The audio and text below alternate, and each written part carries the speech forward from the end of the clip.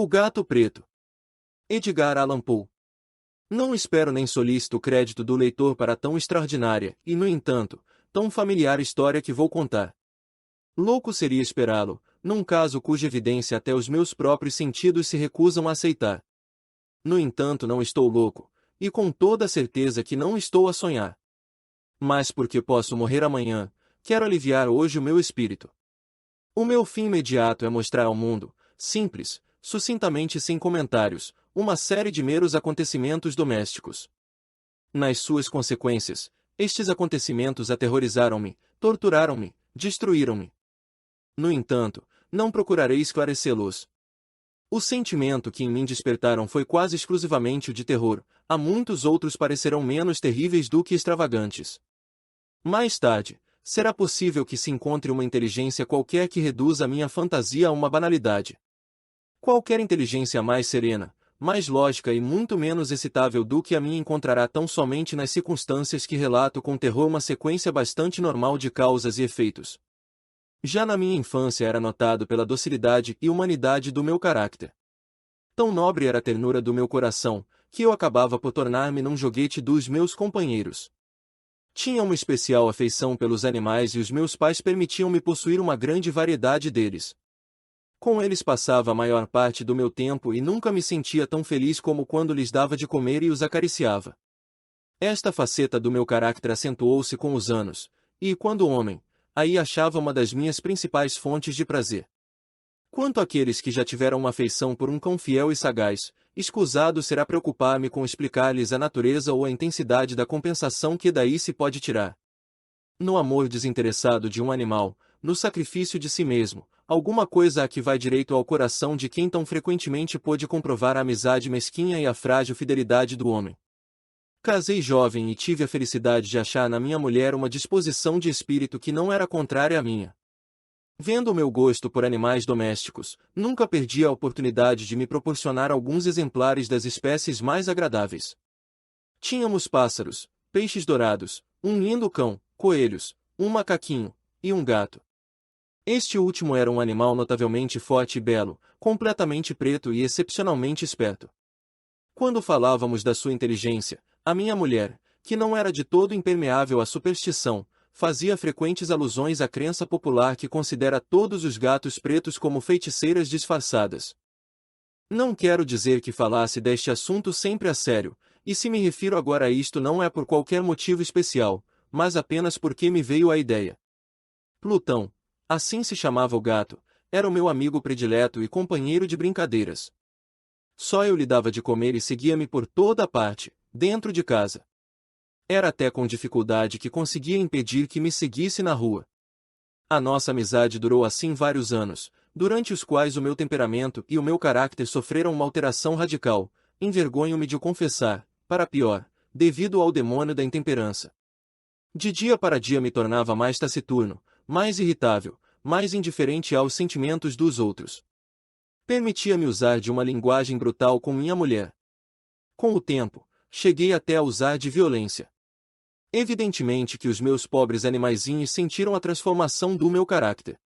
Não só os desprezava como os tratava mal. Por Plutão, porém, ainda nutria uma certa consideração que me não deixava maltratá-lo. Quanto aos outros, não tinha escrúpulos em maltratar os coelhos, o macaco e até o cão, quando por acaso ou por afeição se atravessavam no meu caminho. Mas a doença tomava conta de mim, pois que doença se assemelha à do álcool. E, por fim, até o próprio Plutão, que estava a ficar velho e, por consequência, um tanto impertinente, até o próprio Plutão começou a sentir os efeitos do meu caráter perverso. Certa noite, ao regressar à casa, completamente embriagado, de volta de um dos tugúrios da cidade, pareceu-me que o gato evitava a minha presença. Apanhei-o, e ele, horrorizado com a violência do meu gesto, feriu-me ligeiramente na mão com os dentes. Uma fúria dos demônios imediatamente se apossou de mim. Não me reconhecia. Dir-se-ia que a minha alma original se evolara do meu corpo num instante e uma ruindade mais do que demoníaca, saturada de genebra, fazia estremecer cada uma das fibras do meu corpo. Tirei do bolso do colete um canivete, abri-o, agarrei o pobre animal pelo pescoço e, deliberadamente, arranquei-lhe um olho da órbita. Queima-me a vergonha e todo eu estremeço ao escrever esta abominável atrocidade. Quando, com a manhã, me voltou a razão, quando se dissiparam os vapores da minha noite de estúdia, experimentei um sentimento misto de horror e de remorso pelo crime que tinha cometido. Mas era um sentimento frágil e equívoco e o meu espírito continuava insensível. Voltei a mergulhar nos excessos, e depressa afoguei no álcool toda a recordação do ato. Entretanto, o gato curou-se lentamente. A órbita agora vazia apresentava, na verdade, um aspecto horroroso, mas o animal não aparentava qualquer sofrimento. Vagueava pela casa como de costume, mas, como seria de esperar, fugia aterrorizado quando eu me aproximava. Porém, restava-me ainda o suficiente do meu velho coração para me sentir agravado por esta evidente antipatia da parte de um animal que outrora tanto gostara de mim.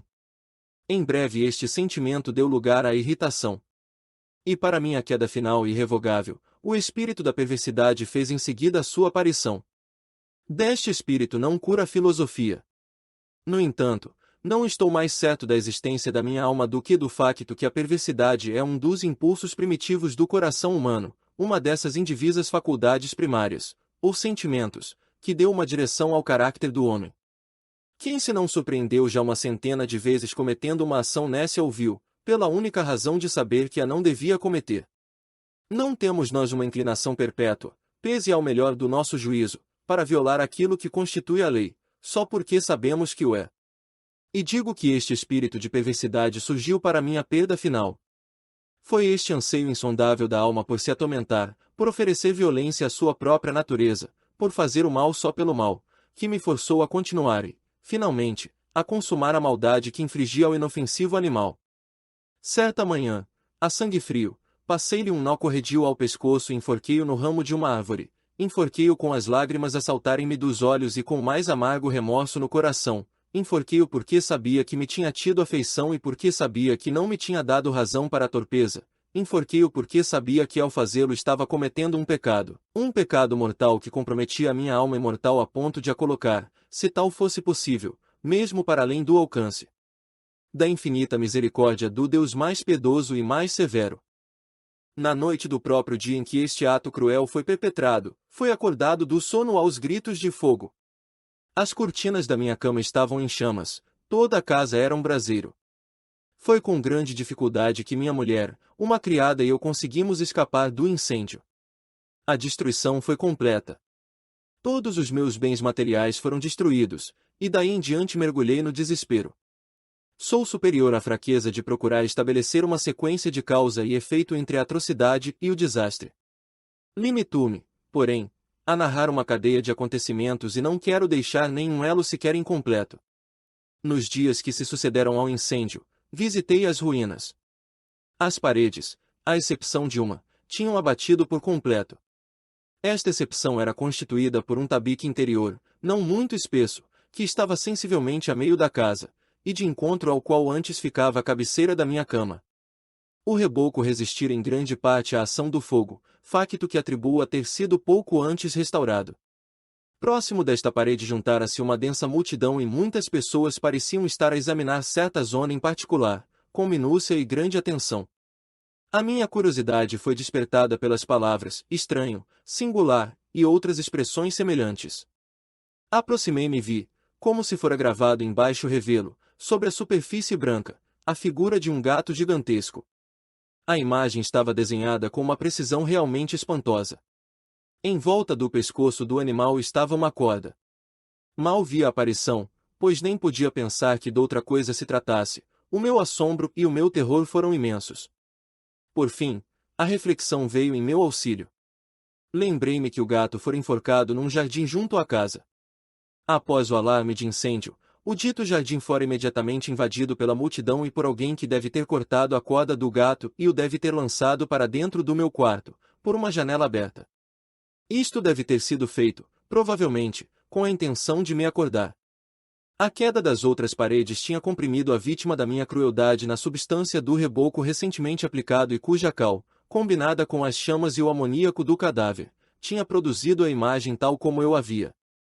Tendo assim satisfeito prontamente a minha razão, que não totalmente a minha consciência, sobre o facto extraordinário atrás descrito, não deixou este, no entanto, de causar profunda impressão na minha imaginação.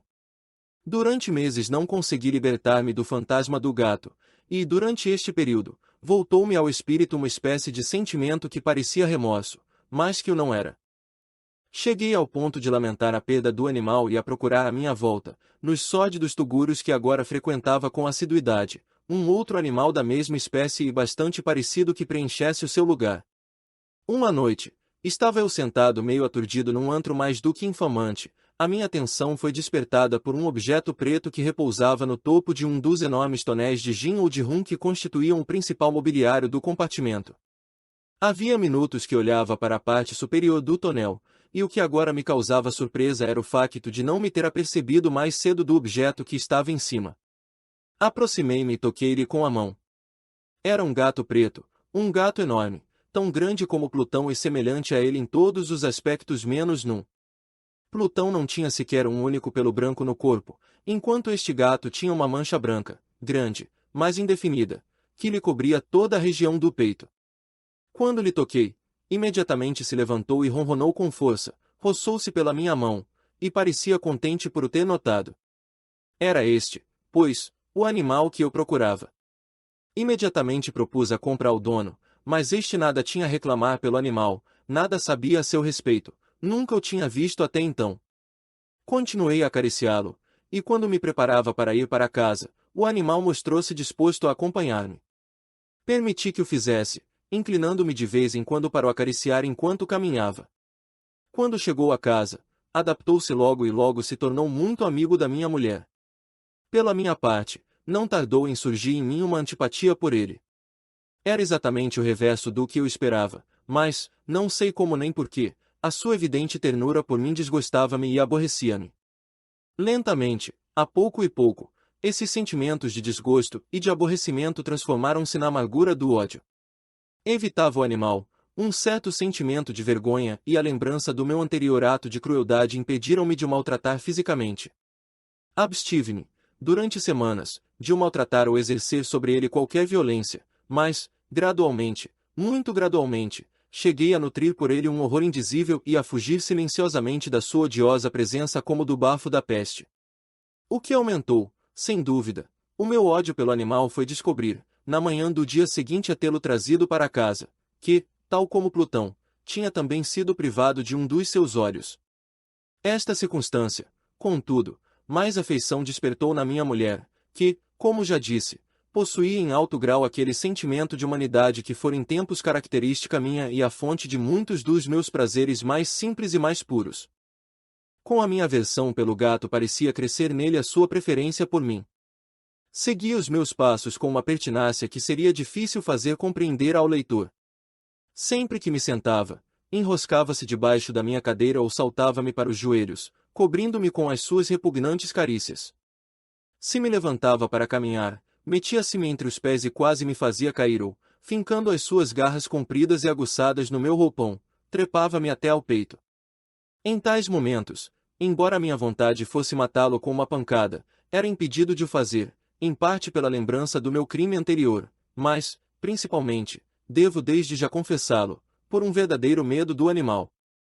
Este medo não era exatamente o receio de um mal físico, no entanto, é-me difícil defini-lo de outro modo. Quase me envergonhava admitir, sim, mesmo aqui, nesta cela de malfeitor, eu me envergonho de admitir, que o terror e o horror que o animal me infundia se viam acrescidos de uma das fantasias mais perfeitas que é possível conceber. Minha mulher tinha me chamado várias vezes a atenção para o aspecto da mancha de pelo branco de que já falei, e que era a única diferença aparente entre o estranho animal e aquele que eu tinha eliminado. O leitor lembrar-se-á que esta marca, embora grande, era, originariamente, bastante indefinida, mas, gradualmente, por fases quase imperceptíveis e que durante muito tempo a minha razão lutou por rejeitar como fantasiosas, assumirá, finalmente, uma rigorosa nitidez de contornos. Era agora a imagem de um objeto que me repugna mencionar, e por isso eu odiava e temia acima de tudo, e ter-me-ia visto livre do monstro se o ousasse. Era agora a imagem de uma coisa abominável e sinistra, a imagem da forca. Ó! Lúgubre e terrível máquina de horror e de crime, de agonia e de morte. Por essa altura, eu era, na verdade, um miserável maior do que toda a miséria humana. E um bruto animal cujo semelhante eu destruíra com desprezo, um bruto animal acomodar-me, a mim, um homem, feito à imagem do Altíssimo, ó. Desventura insuportável. Ah, nem de dia nem de noite, nunca, ó. Nunca mais, conheci a bênção do repouso. Durante o dia o animal não me deixava um só momento. De noite, a cada hora, quando despertava dos meus sonhos cheios de indefinível angústia, era para sentir o bafo quente daquela coisa sobre o meu rosto e o seu peso enorme, encarnação de um pesadelo que eu não tinha forças para afastar, pesando-me eternamente sobre o coração. Sob a pressão de tormentos como estes, os fracos resquícios do bem que havia em mim desapareceram. Só os pensamentos pecaminosos me eram familiares, os mais sombrios e os mais infames dos pensamentos. A tristeza do meu temperamento aumentou até se tornar em ódio a tudo e à humanidade inteira. Entretanto, a minha dedicada mulher era a vítima mais usual e paciente das súbitas, frequentes e incontroláveis explosões de fúria que então me abandonava cegamente. Um dia acompanhou-me, por qualquer afazer doméstico, à cave do velho edifício onde a nossa pobreza nos forçava a habitar. O gato seguiu-me nas escadas íngremes e quase me derrubou, o que me exasperou até a loucura. Apoderei-me de um machado, e desvanecendo-se na minha fúria o receio infantil que até então tinha detido a minha mão, desferi um golpe sobre o animal, que seria fatal se o tivesse atingido como eu queria. Mas o golpe foi sustido diabolicamente pela mão da minha mulher. Enraivecido pela sua intromissão, libertei o braço da sua mão e enterrei-lhe o machado no crânio. Caiu morta, ali mesmo, sem um queixume. Consumado este horrível crime, entreguei-me de seguida, com toda a determinação, à tarefa de esconder o corpo. Sabia que não o podia retirar de casa, quer de dia quer de noite, sem correr o risco de ser visto pelos vizinhos. Muitos projetos se atropelaram no meu cérebro. Em dado momento, cheguei a pensar em cortar o corpo em pequenos pedaços e destruí-los um a um pelo fogo. Noutro, decidi abrir uma cova no chão da cave. Depois pensei deitá-lo ao poço do jardim, ou metê-lo numa caixa como qualquer vulgar mercadoria e arranjar um carregador para o tirar de casa. Por fim, detive-me sobre o que considerei a melhor solução de todas. Decidi emparedá-lo na cave como, segundo as narrativas, faziam os monges da Idade Média às suas vítimas. A cave parecia convir perfeitamente aos meus intentos. As paredes não tinham sido feitas com os acabamentos do costume. Recentemente, tinham sido todas rebocadas com uma argamassa grossa que a umidade ambiente não deixará endurecer. Além do mais, numa das paredes havia uma saliência causada por uma chaminé falsa ou por uma lareira que tinha sido entaipada para se assemelhar ao resto da cave. Não duvidei que me seria fácil retirar os tijolos neste ponto, meter lá dentro o cadáver e tornar a pura taipa como antes, de modo que ninguém pudesse lobrigar qualquer sinal suspeito. Não me enganei nos meus cálculos. Com o auxílio de um pé de cabra retirei facilmente os tijolos, e depois de colocar cuidadosamente o corpo de encontro à parede interior, mantive-o naquela posição ao mesmo tempo que, com um certo trabalho, devolvia a toda a estrutura o seu aspecto primitivo. Usando de toda a precaução, procurei argamassa, areia e fibras com que preparei um reboco que se não distinguia do antigo, com o maior cuidado, cobri os tijolos. Quando terminei, vi com satisfação que tudo estava certo. A parede não denunciava o menor sinal de ter sido mexida. Com o maior escrúpulo, apanhei do chão os resíduos. Olhei em volta, triunfante, e disse para comigo: aqui, pelo menos, não foi infrutífero o meu trabalho. A seguir procurei o animal que tinha sido a causa de tanta desgraça, pois que, finalmente, tinha resolvido matá-lo. Se o tivesse encontrado naquele momento, era fatal o seu destino. Mas parecia que o astuto animal se alarmara com a violência da minha cólera anterior e evitou aparecer-me na frente, dado o meu estado de espírito. É impossível descrever ou imaginar a intensa e aprazível sensação de alívio que a ausência do detestável animal me trouxe. Não me apareceu durante toda a noite, e deste modo, pelo menos por uma noite, desde que o trouxera para casa, dormi bem e tranquilamente, sim, dormi, mesmo com o crime a pesar-me na consciência. Passaram-se o segundo e terceiro dias e o meu verdugo não aparecia. Mais uma vez respirei como um homem livre. O monstro, aterrorizado, tinha abandonado a casa para sempre. Nunca mais voltaria a vê-lo. Suprema felicidade a minha. A culpa da ação tenebrosa inquietava-me pouco. Fizeram-se alguns interrogatórios que colheram respostas satisfatórias. Fez-se inclusivamente uma busca, mas, naturalmente, nada se descobriu. Dava como certa a minha felicidade futura. No quarto dia após o crime, surgiu inesperadamente em minha casa um grupo de agentes da polícia que procederam a uma rigorosa busca. Eu, porém, confiado na impenetrabilidade do esconderijo, não sentia qualquer embaraço. Os agentes quiseram que os acompanhasse na sua busca. Não deixaram o mínimo escaninho por investigar. Por fim, pela terceira ou quarta vez, desceram a cave. Nenhum músculo me tremeu. O meu coração batia calmamente como o coração de quem vive na inocência. Percorri a cave de ponta a ponta. De braços cruzados no peito, andava descontraído de um lado para o outro. Os agentes estavam completamente satisfeitos e prontos para partir. O júbilo do meu coração era demasiado intenso para que o pudesse suster. Ansiava por dizer pelo menos uma palavra à guisa de triunfo e para tornar duplamente evidente a sua convicção da minha inocência. Senhores, disse por fim, quando iam a subir os degraus. Estou satisfeito por ter dissipado as vossas suspeitas. Desejo muita saúde para todos, e um pouco mais de cortesia. A propósito, esta casa está muito bem construída, e no meu furioso desejo de dizer qualquer coisa com à vontade, mal sabia o que estava a dizer. Direi, até que é uma casa excelentemente construída. Estas paredes vão-se já embora, meus senhores. Estas paredes estão solidamente ligadas. E neste momento, por uma frenética fanfarronice, bati com força, com uma bengala que tinha na mão, na parede atrás da qual se encontrava o cadáver da minha querida esposa. Ah! Que Deus me livre das garras do arquidemônio! Mal tinha o eco das minhas pancadas mergulhado no silêncio, quando uma voz lhes respondeu de dentro do túmulo, um gemido, a princípio abafado e entrecortado como o choro de uma criança, que depois se transformou num prolongado grito sonoro e contínuo, extremamente anormal e inumano. Um bramido, um uivo, misto de horror e de triunfo, tal como só do inferno poderia vir, provindo das gargantas conjuntas dos condenados na sua agonia e dos demônios no gozo da condenação. Seria insensato falar dos meus pensamentos. Senti-me desfalecer e encostei-me à parede da frente. Tolhidos pelo terror e pela surpresa, os agentes que subiam a escada detiveram-se por instantes. Logo a seguir, 12 braços vigorosos atacavam a parede. Esta caiu de um só golpe. O cadáver, já bastante decomposto e coberto de pastas de sangue, apareceu ereto frente aos circunstantes.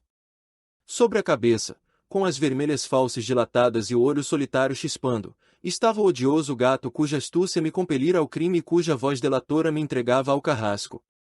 Eu tinha emparedado o monstro no túmulo.